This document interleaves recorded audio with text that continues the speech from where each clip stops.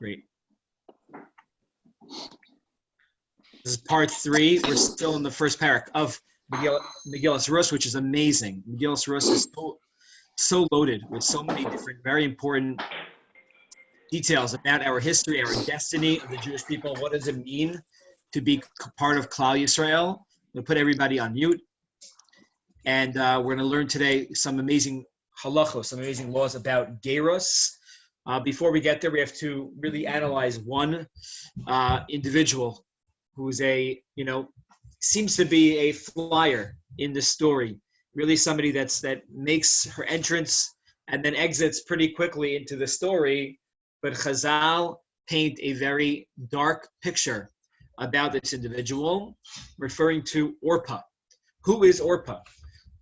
What does she represent? Not only in the story, but in the future of the Jewish people. And there, I would say, we'll learn the psukim. We saw some of them last week, that she's okay. She married one of Elimelech and Naomi's children, and that's all we know about her. And then she left. So we'll analyze this a little bit more. Let's just go through, just review what we did. So we began with the beginning of the story. It was the times of the Shvot HaShoftim. 1 second. Just close the door.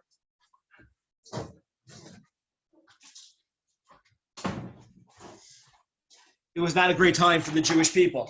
There was a famine. There was a family that left because of the famine, a wealthy family, an influential family, a Torahic family. They left, and ultimately that led to their demise. Elimelech, the patriarch of the family, he died.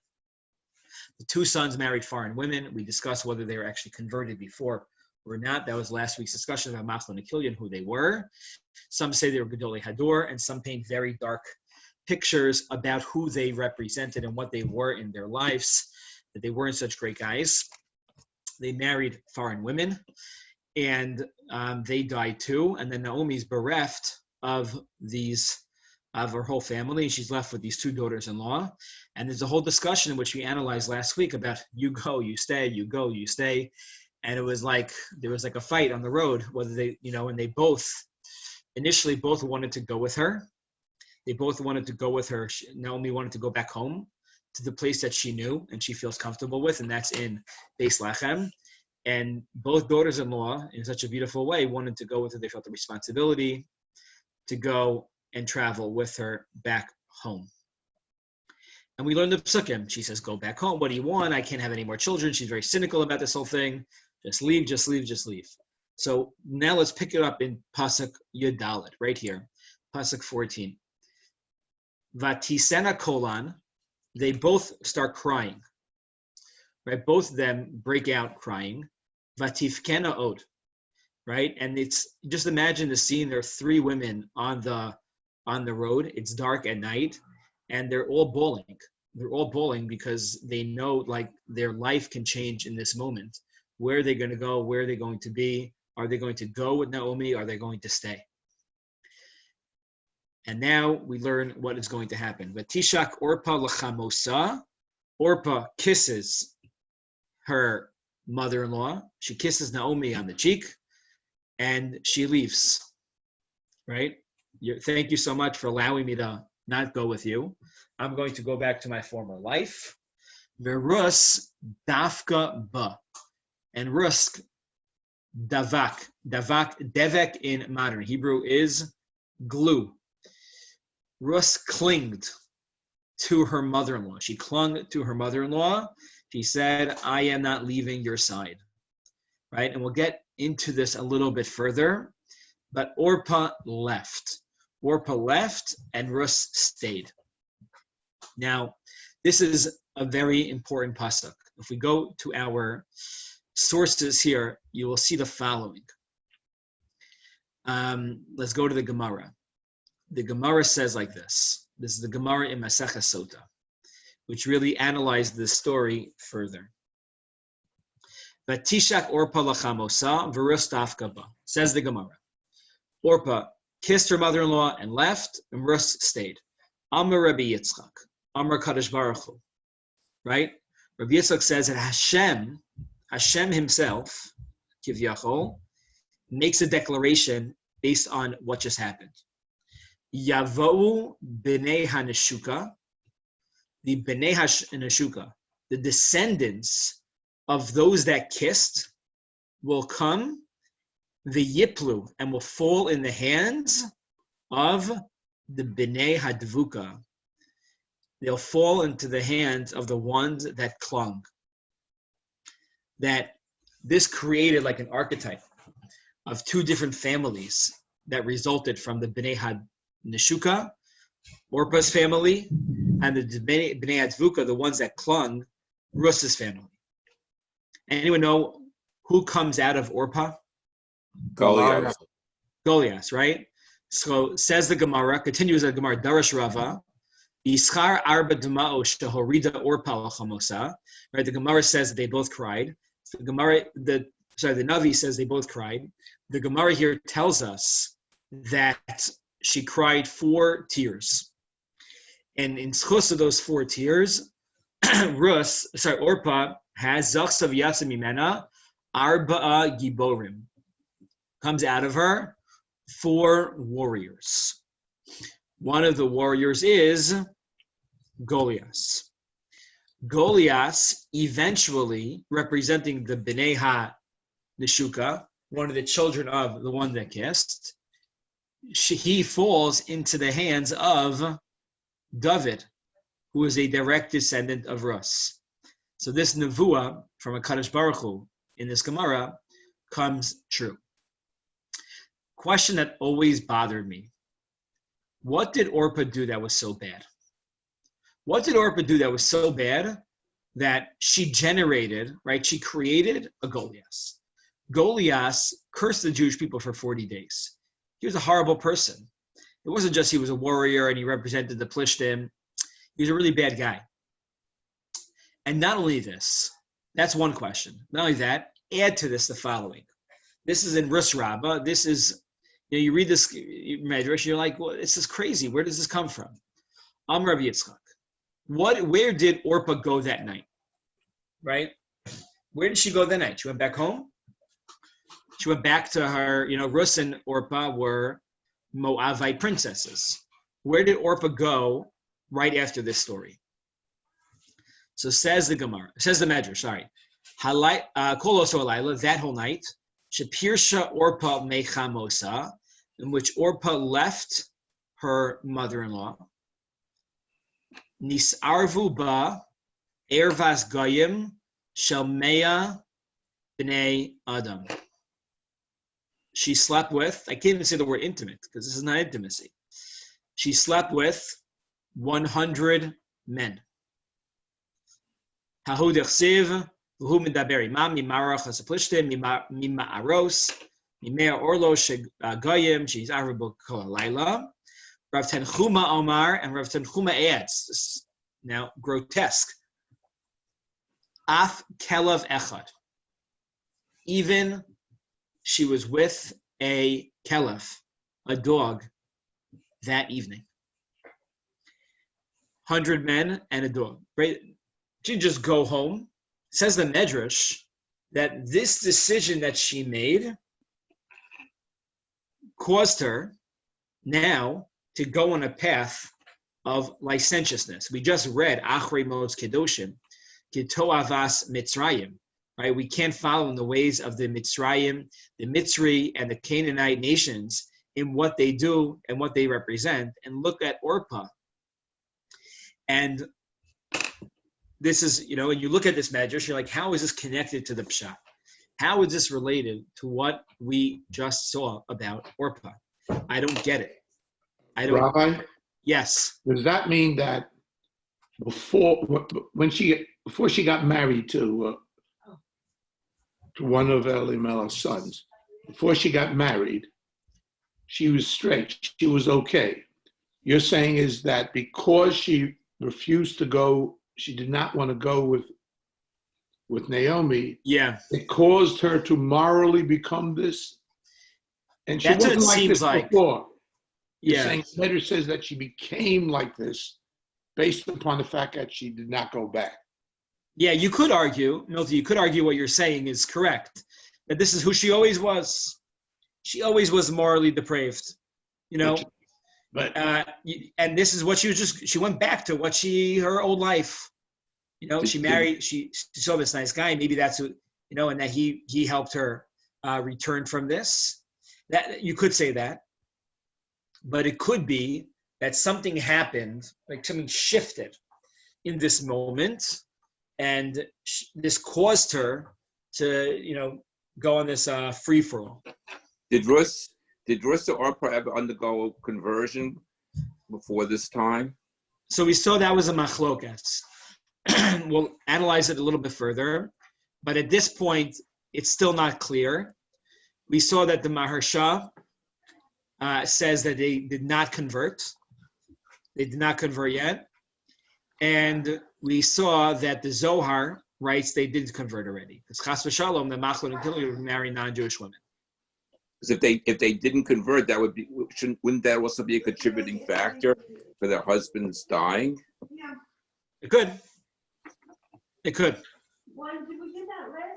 Yeah, it could. What you also see here is the following. This is in the Malbim. The Malbim shows that Hine Shavi Vimtech. This is the next pasuk that we didn't see yet. But Naomi then says to Rus, go return, just like your sister-in-law returned. And what does that mean? Just like she returned to her foreign gods, you too return to your foreign gods. Meaning, Orpah, I see something in Orpah that really she wasn't genuine. She converted, but she wasn't really genuine in that conversion. So Rus, you follow suit and you return, right? And it could just be that she wasn't genuine. She's returning back to her old ways, that she was a life of the party in Moab, and this shows how she was. Now I want to just make two suggestions, neither of which are mine. Personally, one comes from this book called Rising Moon, that I said I based a lot of the Shir Man from Rabbi Moshe Miller. And the other comes from Rabbi Y.Y. Jacobson, who's a prominent speaker and author, Bizman Hazeh. So from just two thoughts about how could it be that she went back to this. So number one is we have to really think about Moab. What was Moab? What did Moab represent? So Moab wasn't just a place that was anti-chesed, as we mentioned.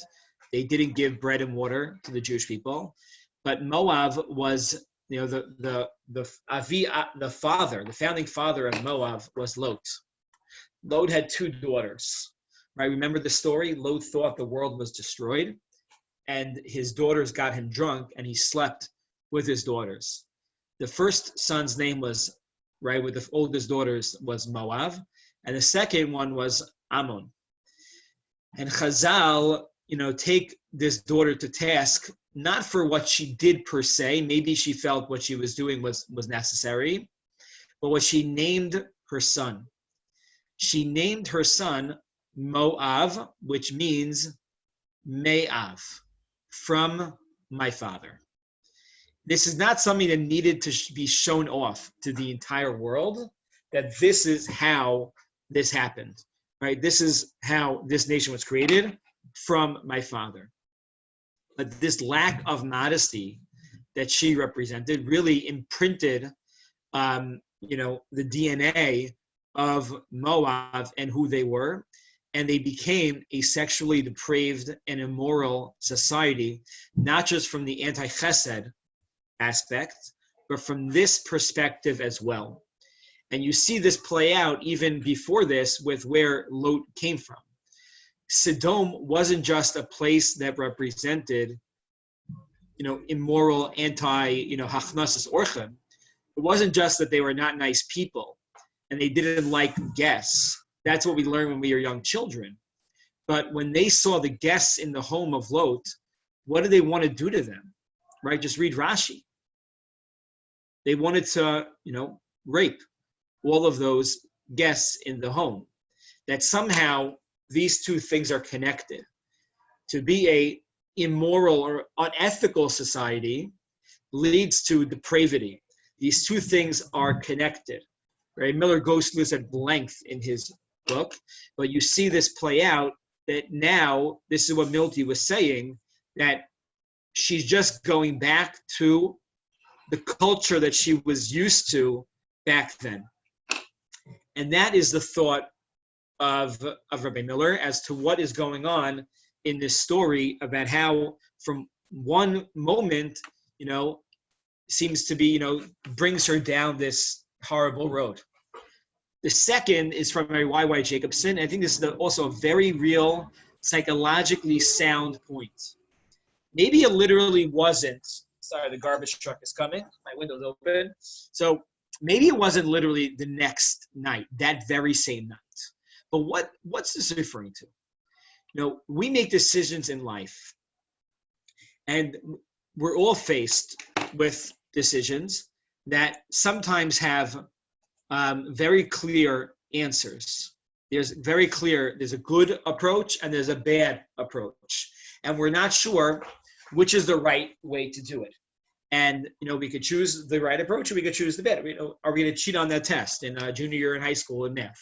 That's our call. What are we going to do? Are we going to do that? Are we not going to do that? Then there are other choices that we make in life that it's not clear what is the right thing to do. It's not clear. Orpah here, it was not clear what she should be doing.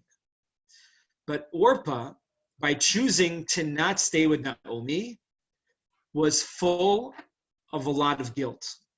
This choice caused her a lot of guilt in her life. She would stay up at night and she would think, I made a huge mistake. I can't live with myself because I should have stayed with Naomi. I should not have gone on my own path. Look at this old lady. Who's going to save her? Who's going to take care of her? Rus should go by herself. I should be the one. I should have done it. I should have done it. And sometimes when people can't live, not sometimes, but we can't live. Human beings can't live with guilt. Guilt is something very, very hard to overcome. And after, days and months and years of living with guilt, people need to do things to get rid of the guilt. That causes some people to, go to, the healthy thing is to go to therapy and to speak it out and to try to rectify it in some healthy way, obviously, in a healthy way. But others, they want to cover up the guilt. They want to cover it up. So that causes people to become, cover it up with drugs and alcohol and to numb their minds and their bodies from this decision that has been driving them crazy for their entire lives. And that we see in all societies, that is a problem that occurs when somebody is grappling with so much guilt that they can't overcome it on their own. And sometimes it's not just drugs and alcohol, and other times it's sexual immorality that a person, uses to try to forget about the decisions that they made. So Rabbi Jacobson suggests this is what is going on over here. Orpah could not live with this guilt. She realized that she made a horrible mistake. And there was no way for her, or she felt there was no way for her to rectify that mistake. So what does she continue to try to do? Overcome, right? Cover it up. I need to forget about it. So she was with 100 men is insane. 100, right? If we said 2, maybe we'd ask a similar question. But it's in excess. That's what people that are addicts do. It's in excess because they need to numb themselves of what exactly they did. And this is what is going on over here. Orpah was trying to numb herself of this decision that she made with Naomi. That's, I think, a very deep insight into what was going on. And then Rabbi Jacobson takes it one step further. Now we can understand how she created a Goliath. Goliath, all of a sudden, he became obsessed with destroying the Jewish people. We're trying to get rid of the mistake, right, that his mother made. But how, in a very unhealthy way, how did he try to get rid of that mistake? By destroying the progeny of Rus. Not in a healthy way by sitting down with David and say, hey, let's talk about this, my mom, your mom. No. This created an animal.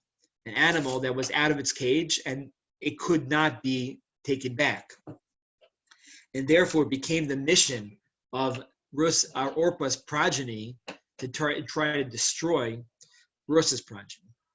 All this stems from one condition, a condition called guilt, that people, our base human desires to cover up, to be mechaper, right? Mechaper means to not just to atone, but it means to cover up the guilt, right? And sometimes, right, if you think to Yosef and the brothers, they try to cover up the guilt for many, many years.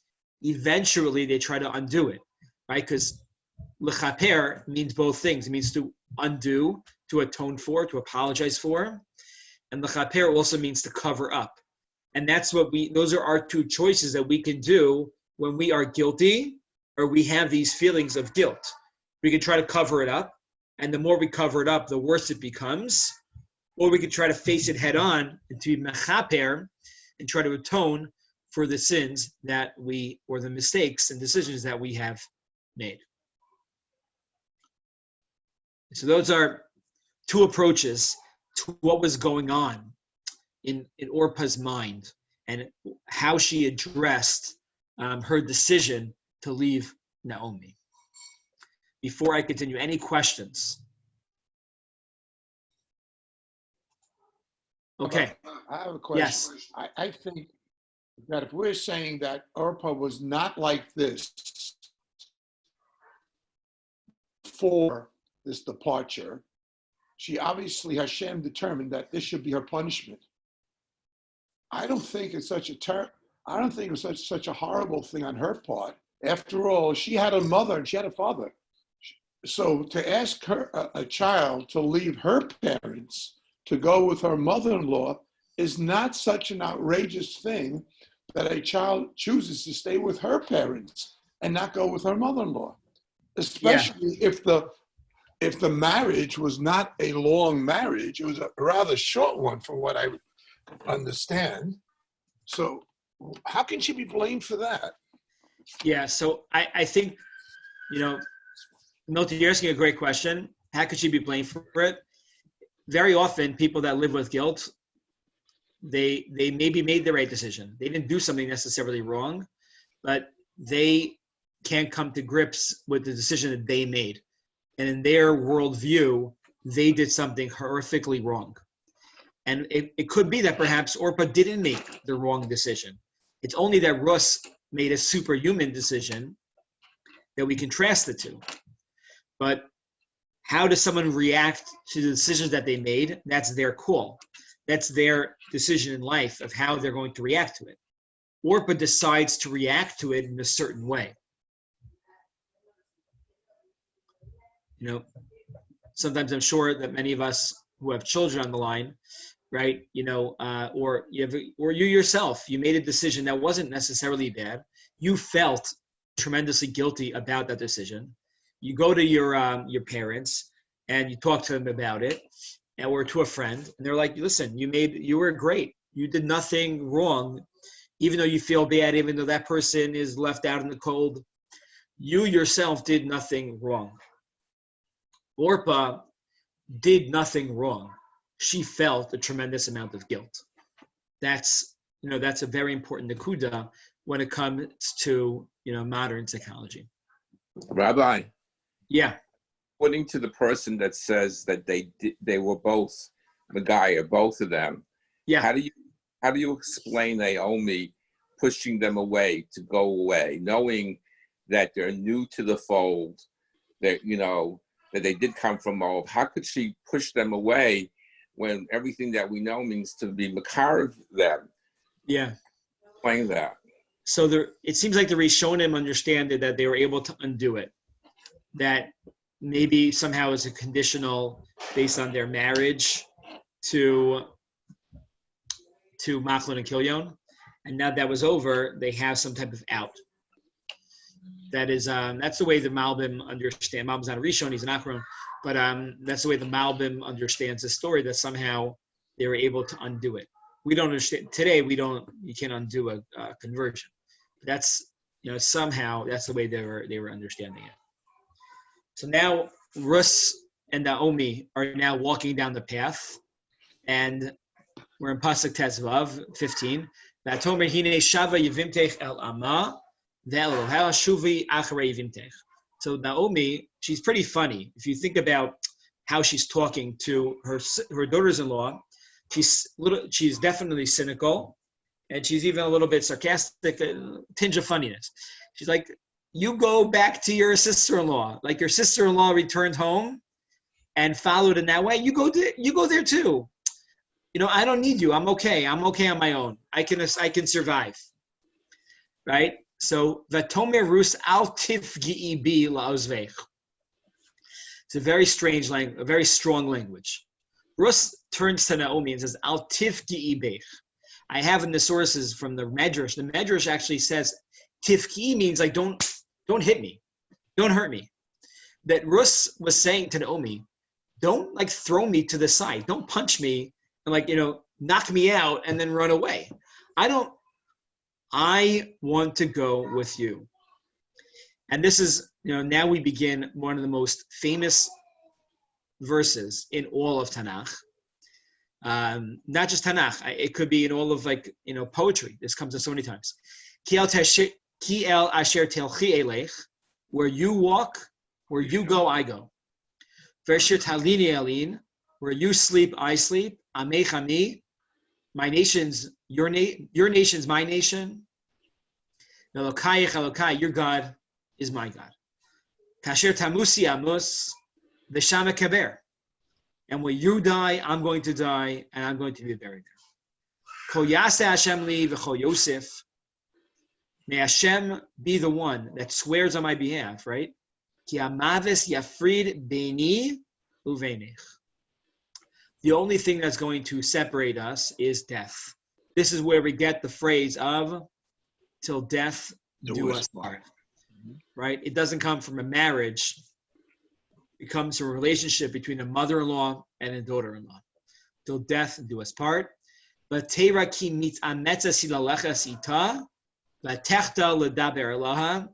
Naomi then says, I see you're not going to change your ways. And she doesn't then give her a hug, embrace her, give her a big kiss. What does she do? She stops talking to her. She's like, okay, leave me alone. Leave me alone. Okay, just come with me. She's a very, Naomi is a bitter woman. She's an embittered woman. She's had a very difficult life. She's like, okay, leave you alone. Come with me, and we'll be good. Rabbi. Yes. Is this where Ruth converts? Yeah. So we're getting to that right now.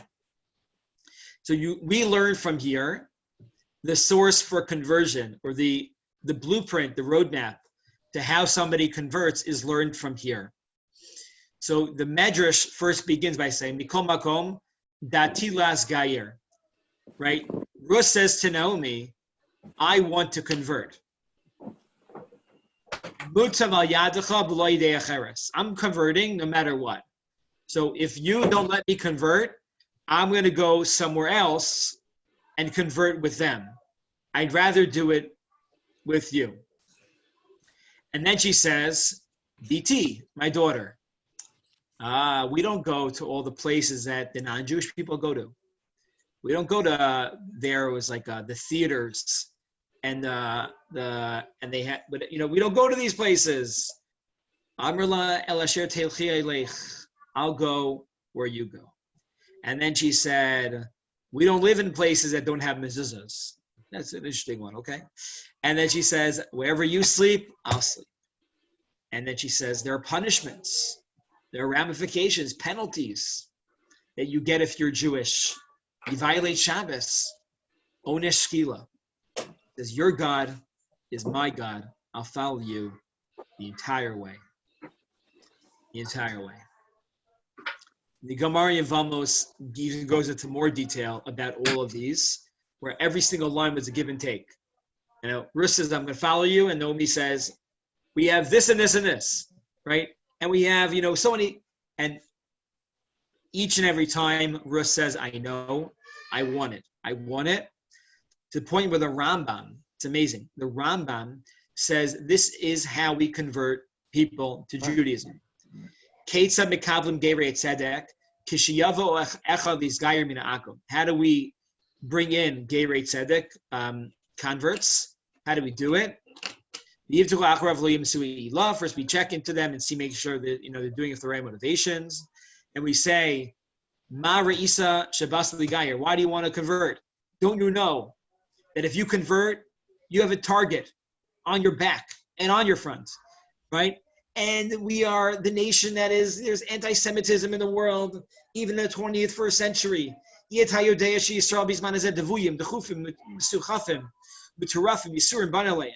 Everybody wants to attack them. We're used for the excuse for everything. We get tweets from Mayor de Blasio, right? Just about us. Imam, right? Imam Ani, and we go through this whole speech. Okay, Milty, you like that one? Ani Yodeav Eini Kadai. And if the convert says, I know, and I don't care, because I want to be part of your destiny, we accept him or her right away, right? And what's amazing is, and then we start teaching the ger about certain mitzvos. And what are the mitzvos that we teach? These are mitzvos that are specific to the story of Rus. Modina so avon leket shicha peo ma'is yasheni. We'll see later on in the story how these specific mitzvos come up. The leket shicha peo ma'is yasheni, mitzvos that have to do with the field, which actually appeared in Parshas Kedoshim this past week, and actually appears again in Parshas Emor. So we teach them all of these mitzvos, simple mitzvos, right? And then we go on and teach them Chilul Shabbos. And what do we say? If you violate Shabbos, you get stoned, right? If you eat the wrong food, you can get kares. You could die early. You could die young. And this is the conversation, right? This all started based on the conversation that Naomi had with Rus. Same conversation. And the conversation that we're having with Gerim throughout history, which is amazing. We'll stop here for today. Next week, we will continue and we'll learn a deeper understanding of the connection between Lot and Rus. How this story of Rus converting has ramifications for the fight and the separation between Avram and Lot many, many, many years earlier. And how that Rus is rectifying something of the relationship, rectifying the relationship between Avraham and Lot. We'll get to there, Bezrat Hashem, next week. Today we discussed, did a deep psychological dive into Orpah, and we discussed the conversion of Rus. Okay, I wish everybody a great day. It should be a great week for everybody. Everybody should stay healthy and stay safe. And it's always great to learn with everyone. Thank you very much. Thank you, Rabbi.